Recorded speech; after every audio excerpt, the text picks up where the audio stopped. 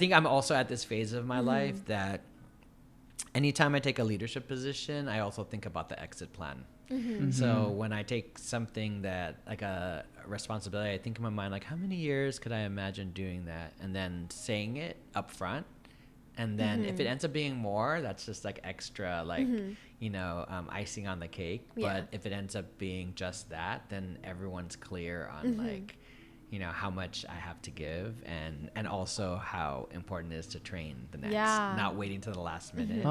Because I think it's healthier. And that's not something I learned. Like in culture shock, it was like never ending. You just there as long. And then all of a sudden you're like, wow, it's been 20 years, 25 years.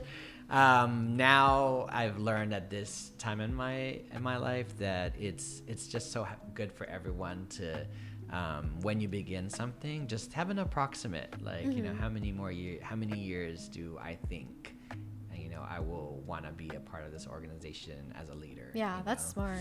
I think as a dancer you can just be more free flowing, but as a leader, like it's good to kind of say like, I think I have this many years, and then just kind of have that out in the open.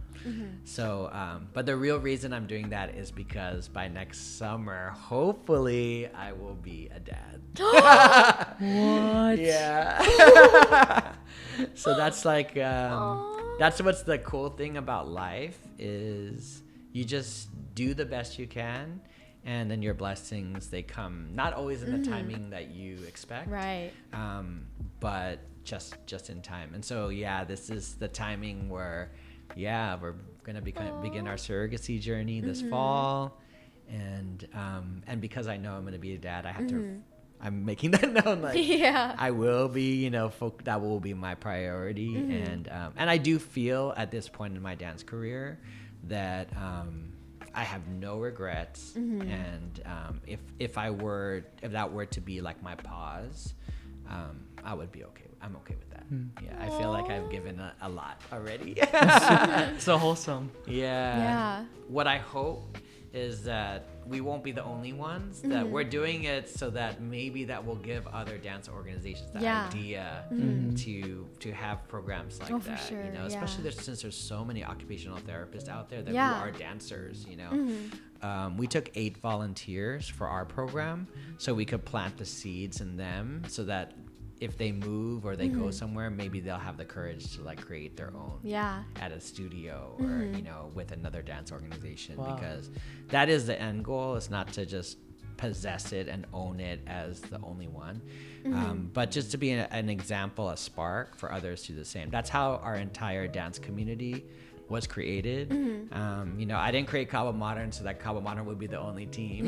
I created Kaba Modern so that it would give the other people the idea that dance families are important. Right. And after Kaba Modern was Pac Modern, then Team Millennia, then so many, and then we didn't have any competition. So my roommate created Vibe, and after what is your roommate? My roommate created Vibe.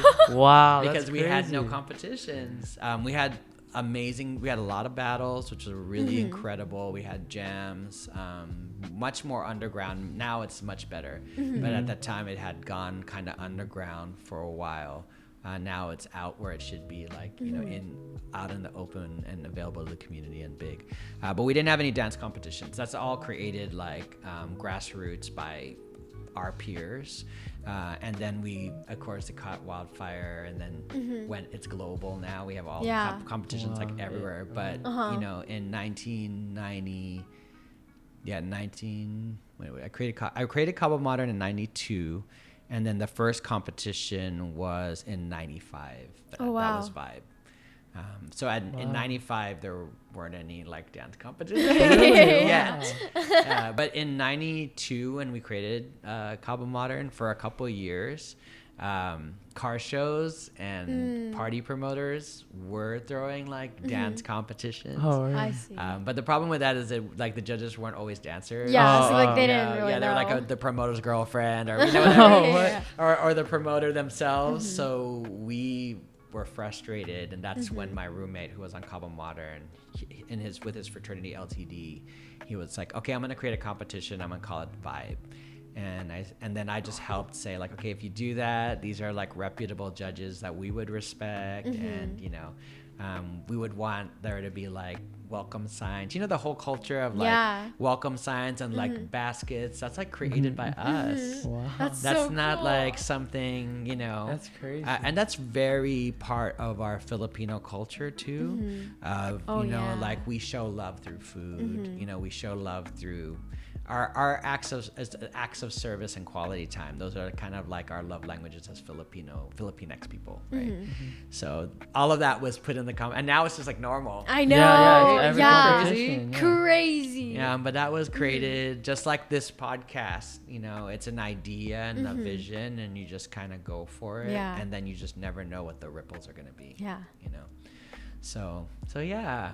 So like what I love hearing is that like throughout all of this, you always like had an idea and you like went for it and like you created it. What gave you that like the confidence to be able to step forward? I think the entrepreneurship of hip hop culture in general, of like the world isn't giving it to us. We don't see ourselves on television. We don't see ourselves out there. So we got to make it ourselves. I'm of that generation. Your parents are of that generation, right? Like, if the clubs won't let you in, then you throw your own party. Yeah. You know what I mean? And then the house parties became more popular than the clubs, right? So it's just we were born into that generation. I think this generation has it, but mixed with like social media, right? So that kind of complicates it because but when I do see like how people edit like their TikToks and how they edit their reels, the ingenuity is there. What's missing though is the purpose, beyond yourself. Like this generation, your generation, asks a lot of great questions and has a lot of feelings and opinions about how the world should be. It's just a matter of like whatever you feel, matching that with your talents to actually make a difference. Right. You know what I mean? Right. That's kind of like what gives me hope for the future. I think it's gonna happen, like especially now where a lot of people are struggling, right? Like so I think it's the time that we're gonna see the next wave of like, this is missing, this isn't right, you know what I mean? And even dance events, right? Like dance events are getting better because people are saying we should actually do this, and even like thinking about injury prevention and people like making sure you're conditioning correctly. Like I know that's why GRV and Gravy Babies, I mean, you guys have strict training. We do. Like that's why your bodies aren't just like clean and strong out of nowhere. It's out of like discipline and training. The training that we the get. push, right? And you have to know how to breathe, right? Like you need to know how to like execute and all of that. So I'm excited for how people come together and have solidarity to do the next thing. I do think benefit shows and things like that are back in style. For a while, people weren't into it, and now because there's so many people need healing and hope and stuff, I feel like it's like people want to do it again. So I'm excited, but this time to not be the spark and the trailblazer, but now to see all the seeds I planted in all y'all, and the generations like right above you, to see like, okay, I put in the labor, I put in the love, and I'm still giving people encouragement. Now let's see where these seeds, how they grow and how they change the world. I'm excited for that. How you guys raised us really like pushed us towards how we go throughout the dance community. And like then if you end up both in dance programs, there's gonna be like the curriculum you learn, and there's gonna be what you take from your own experience to bring to the curriculum that probably will change the dance department. I really believe that as you all go into those spaces, it's gonna shake things up. And like USC and UCLA right now are the only ones that have a strong hip-hop presence, even though we really should be in like all dance programs across the world, right? But those spaces have it. For sure. It's changing. So, and I also think like the classical categories for like because you're applying, it's just like stage, concert, or commercial. But we know like dance is like way beyond those two lanes. People are making a living teaching overseas, so dance education is like one. And then of course like my career, of community leadership. Yeah. That's a whole other, right? Or being an event There's so promoter. many. There's so many lanes now because we created so many spaces that didn't exist before. Yeah. So that's great for y'all, but you guys will be the next, or you all, not guys, because you both and your generation will be the creators and trailblazers of what's next and what's needed. So that's exciting to see. Yeah. Should we do the game? Oh yeah, You sure. can introduce the game, Lightning but game. Yeah. Okay. So now it's time for our lightning round game 5, 6, 7 quick. Name made by Sydney. Okay, so Arnel, you have 60 seconds to answer as many questions as you can. Okay. Some will be dance related and some will be completely random. All you have to do is answer as fast as possible. Are you ready? I'm ready. So 60 seconds, right? Yeah. All right, ready? Tell me when you're ready. Okay, ready? Ready? Three. Wait. 3, 2, 1. Fast tempo or slow groove? I'm gonna say slow groove. Go to hype song.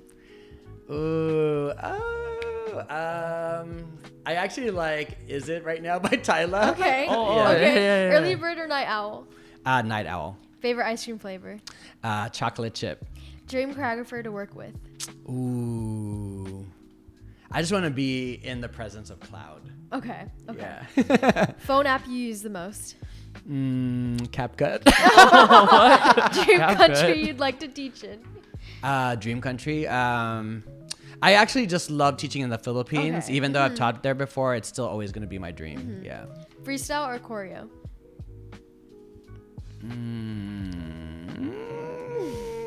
I'm going to pick freestyle. Last movie you watched? Superman, the new one. Superpower you'd want for a day? Telekinesis. Biggest dance inspiration? Biggest dance inspiration. Oh, this is such a hard one. Oh, I'm running out of time. Ooh. Oh, that's time. You can answer it though. You can answer it. Oh my god, there's like so many dancers coming through my mind. I'm gonna say Ving. Okay. I like Ving because whether he's doing freestyle or choreography, there's so much clarity and moments that he's just building. That's because he trained in so many dance art forms, He's so talented. like growing up. Yeah. So, yeah, I would say Ving, and then the second one would be Tony Tran, because Tony Tran is just there's nobody like him. His pathways are crazy. So yeah, those two are my favorite. Good job. Yeah. Okay. So, what is it like to see the kids you've taught and watched grow up and still continue to dance? Some, don't pursue dance, they're pursuing other things. So, what is it like to see them grow up and, evolve over time? I mean, it's so fun. Like, so with you both, and a lot of your peers, like River, there's a lot of Aiden, us. Brendan, Giolana. Yeah. You know what I mean? Wow. Yeah. There's a lot of them are in the G fam right now. So for me, it's very rewarding to see. First of all, the entire G fam is just so strong right now. I feel like it's at its peak, and to know you all are like the older kids and young adults on those teams is like personally gratifying. Because I do feel, and I know you said it earlier, that you have a certain foundation from the Shock fam. Some of it is like the art forms, the diversity of art forms, but more than that, you guys are just really good human beings. You know what I mean? That happen to be like monster dancers. So I'm proud of that. I'm proud of when I watch you all on stage, y'all are obviously gonna like execute and kill that shit, But I also look at how you are when you walk off stage, how you are backstage, how you are after the show, how you are when awards are announced, and how humble and like, you know what I mean? Like those are the things that I'm also equally proud of, is not just how you are on stage, but how you are off stage. And then, in addition to that, it's like now Mania, right? Y'all are leaders, and then I go to those shows and I see you all being, in other people's pieces, but also being leaders for Mania. And that makes me super duper proud, because again, like there are going to be chapters in your dance journey where you're competing and you're visible on these stages, and then there's going to be the catch-ups later of like, what are you doing in your life? And I'm going to know that y'all are gonna have like meaningful success because you're amazing human beings. Thank you. Thank you. And then of course my goddaughter is in Mania. Yes, Avery. Who is Shout out Avery? You know, Avery is also from Mini Shock. Yes. So that's like that's just like the extra icing on. I as, know. like, when I Yeah. have like relatives, under y'all, looking up to y'all. So how do you think the youth dance scene has evolved over the years or changed? The great thing is I feel like there's way more youth events now. Oh yeah, for right? sure. Whether it's like a showcase or competitions, or there's much more. And then the exposure, right? Being able to connect with youth dancers from other side of the world is like much more accessible now. Yeah. I do think like when you were like younger kids going through the Shock LA Femme experience, you all had like work ethic to like learn things that were uncomfortable and the tenacity to like just keep going. And part of that is from within you as kids, but part of that was your parents too, like pushing you to stick with it. Yeah. I'm not sure. I'm not too sure if the current generation has the patience to put in the same amount of work. I do think they do that for choreography, you know what I mean? But I don't know if I see that same commitment to like dance art forms per se, you know what I mean? And also diversifying what they like. I think it's not their fault. I think it's like when you grow up, where the things you watch are like Snapchat, TikTok, and a reel, that's at the most a minute and a half. The attention span just isn't there as much as I think when you guys were growing up, and that wasn't in existence yet, right? So I'm not saying that they're any better or any worse, but it does sometimes concern me, and it does make me think about that, I think it's also different regionally. So I will say, like in the Philippines, when I teach, they eat it up. They want it. They search for it. If I say I'm teaching Roots Before Branches, people are going to show up. Here, it's like some teams are committed to that history and some are not. They would rather learn a quick combo and try to be in that final video. So it's much more... what is it? Like instant gratification. Yeah, instant gratification or transactional. Or transactional, where it's like, I think before it's really about like growth mindset and putting in the work to get to a certain place.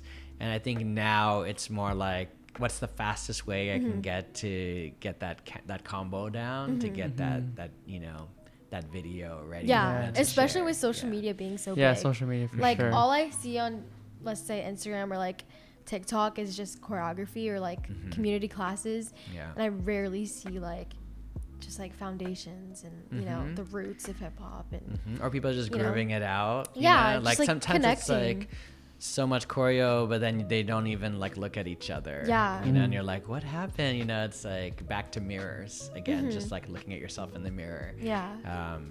But I wouldn't say that is everyone. Yeah. You know what I mean? For sure. It's just one of my concerns that I do see is that I'm not sure that the patient, I'm not saying it's not there, but I wonder if the patience is not there, based on trends that I see online. Now, I'm not going to say again that that's everywhere, but that's just in a lot of spaces, I have hope because there are teams like you guys in the Philippines, the A team, they're incredible and they have a similar work ethic and a similar family mentality that allows them to have a product that's like, whoa, like undeniable.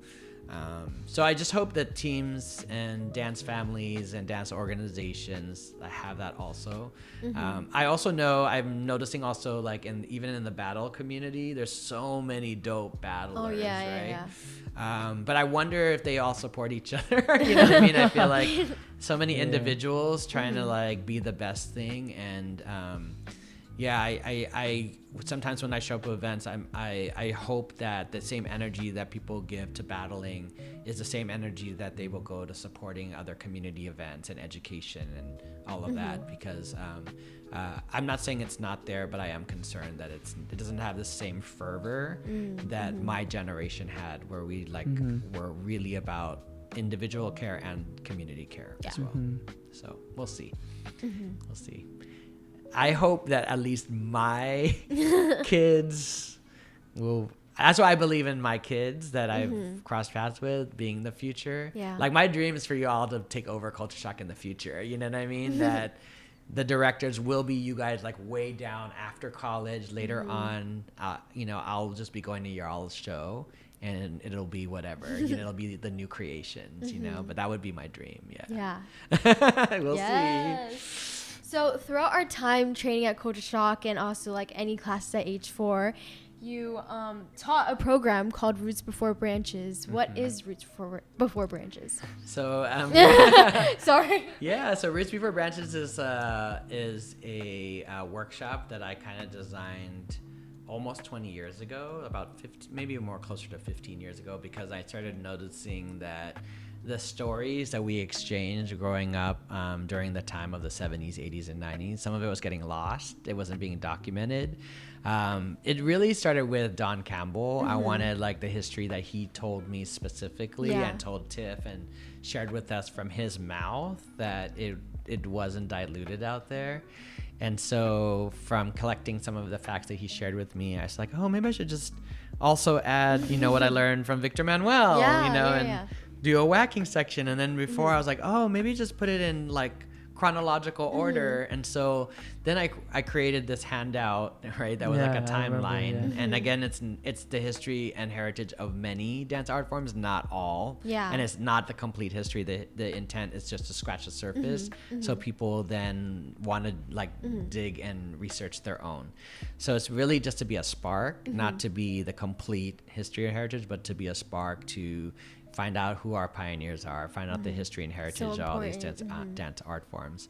And so it's a combination of like me giving this handout, and it grows. You know, the first one was 12 pages, then it grew to 14. Now it's 22 pages. Wow. Yeah, because the more history and heritage I learn, the more I put in there. And then there's community history from SoCal community history from organizations that I saw created. And again, it's to really inspire others to document their own community history and heritage. Not for you to just learn from me, but just to see what I'm doing, so that maybe it makes you want to do it as well. But yeah, so it's a combination of dancing, because we always dance at least one of the art forms, right? And then going through the timeline with video and discussion and conversation. And yeah, it's really fun because my goal is always for every single person to learn like 3 new facts, or 3 new things. And I always feel like I accomplished that. And I always look around the room to see if light bulbs are turning on, you know, and that is super rewarding, like to later on after class, someone say, hey, I really love this. Can you tell me more about this? Or someone later on tell me, I still have the handout, and I look at it all. I mean, that's all like super rewarding to know that I ended up being like a spark in some way for people to dig deeper, you know? Right now, because identity is so important, when I teach it now, I really do it with the intent of let's learn all these art forms, and at the end we really it's like which one's connected with you, and then we talk about that, because I want people to not just learn their history but connect it to their human life journey, you know, where they are in life, because sometimes people are like so sure where they are, and some are like in transition. So learning this history can kind of help them decide like where they want to go next. Or sometimes people are like, ooh, like I love that clip, you know, where did you get it, who is that person? And then I feel like I'm supporting the pioneers or some of the new trailblazers, and giving them the support and love and attention they need, so that because they're the real educators, I'm just a connector, you know. And also I look forward to other people teaching their own versions of it in the future too, because anything I do is never just to be just for myself. It's really to create movement and motion forward, and you know, for it to like spread like wildfire. So That's awesome. I think it's so special and important that you created this, because like nowadays you go into like a dance class and they don't really teach like dance history or like the roots behind each art form. So it's really even if like important. choreographers are like, yeah, because I'm gonna teach y'all, you know, like 12 8 counts of choreography today, my influence for this piece is dance hall and hip hop. You know what I mean? Then you would be like, okay, like in order for me to master that person's choreography, I need to go take some dance hall and hip hop classes to get his style of choreography or her style. I think that's just so valuable. So I keep telling dance educators, I'm like, start getting in the habit of telling your students where your stuff is coming from. So then if they really like are fanboy, fangirl, or whatever, fan them, you know, they have the real opportunity to get really good at it. Because just imitating like movement is not the same as being able to do it with the same, you know, essence as a person. You need to know what their building blocks is. Like, what are the building blocks that made that choreography what it is, you know? I see a lot of, like, when I see choreo right now, I see a lot of blend of hip hop and Afro, or hip hop and hip hop and dance hall with a splash of light feet. You know what I mean? Like, kind of. So I can even look at choreography and be like, they're pulling from here, here, here. I wonder if they tell their students that. You know what I mean? I think you're right. I think most of the time they don't. But I do think that's one of my passions, is to still encourage dance educators to level up their skill as a dance educator by starting to get that into their practice. Right? So like Asahi is pure, because when she teaches, you know, it's hip hop, right? You already know that her class is, she taught us, it's gonna like, be hip hop. Really. It's rooted, right? And it's pure. So then that's why, like, no one can really teach her class the way she teaches it. I love her classes. Like, too. before we do choreo, we always start with like grooves. Like, Asahi, like, whenever she comes to teach gravy, she's like, she's always the one who has us do grooves across the floor. We went over like how to do locking, because like she said, raise your hand if you've ever done locking before. Like, it's just barely. it was just shock people. And so I know, because when I saw really that piece, I was like, they're in it, they're in it. She really made sure we had the training for, you know, to do this well, to perform it well. I'm sure you read it already, but so we talk a lot about the youth, like your come up. So we're both 17 right now. If you could go back, what advice would you give to your 17-year-old self? The first thing I would say is, you are enough as you are. We're always gonna have things that we need to grow in. Always, that is life. But you are extraordinary in your own way, and that is enough to meet the moment right now. And you can proclaim that you're enough and still know that you have so much to learn. I think that combination is like needed for people to know that, they deserve to be here. They're loved, they're valued, they're celebrated for who they are, and at the same time, we're all still learning, and we have to still give each other grace and space to be able to continue to grow. I would also say, one other thing I would say is, your identity isn't one thing. So as you progress in life, you know, who you are is not your job title, right? Your job title might not even be one thing. It might be a combination of many things, and that's cool. It's not like, I think the old school mentality is that you have to be a doctor, you have to be an engineer, you have to be, you know, whatever that career road is. But no, we're actually multidimensional human beings, and we're actually meant to be a combination of many different things, and the journey of life is figuring out what that right combination is for you. And I wish, you know, I think I spent a lot of my earlier life trying to, you know, and my parents did not put any pressure on me. I just really wanted to make them proud. So I thought that was being a doctor, being a this, you know. But eventually I became a different doctor, right? A doctor of occupational therapy who will always be doing dance as well. And that combination makes me happy and healthy. And I think it keeps me young, and have like energy and zest for life, because I'm actually doing the right combination that fulfills who I was meant to be, versus, you know, I spent a lot of my earlier life trying to fit into what I think everyone else wanted of me, even before I came out, right? It took me so long. I didn't come out till I was 31. And that's because I was trying to fit what other people expect of me. So, yeah, back to the main thing, you know, you are enough. You're amazing as you are. And the right combination of things makes you whole. And that's super cool. Yeah. That's great. And for me, even my dance families, right? Like I have Kinjaz is like really about like the kinship and the entertainment. And then Culture Shock is about my dancing with purpose and pouring into the community and also creating new things. And Kaba was really about the discipline to like make waves and break barriers and, you know, try to show people that you can do something cool with your family and like show people what's up, you know. The combination of those made my journey like really fun, so and full. Yeah. So inspirational. All right. Okay. Oh, I know. I'm gonna say something. Okay. Oh yeah. I just want to say so much love to you both because you're busy high school students. This is your senior year, and you still decided to create this new thing. And of course, with the loving support of amazing parents, both of your sets of parents are like some of the most loving and talented people themselves as well, right? So I just want to say I'm so proud of you all, you know, for doing this, because this is in essence giving back, right? Is creating art and creating something cool, but it's to inspire and uplift other people. That's what we wanted to do. So for me, that's again another example of like what makes me proud and like so happy. So I love you guys. Thank you. Well, you. we wouldn't be doing this if it wasn't for your mentorship. So thank you. Yeah, of course. Love you, fam. Thank you. Love you. All right. Oh wait, my mic. Thank you guys so much. Thank you for watching the Cypher Talk. Thank you, Stay Arnel. tuned. Oh yeah, thank you, Arnel. Thank you so much, Arnel.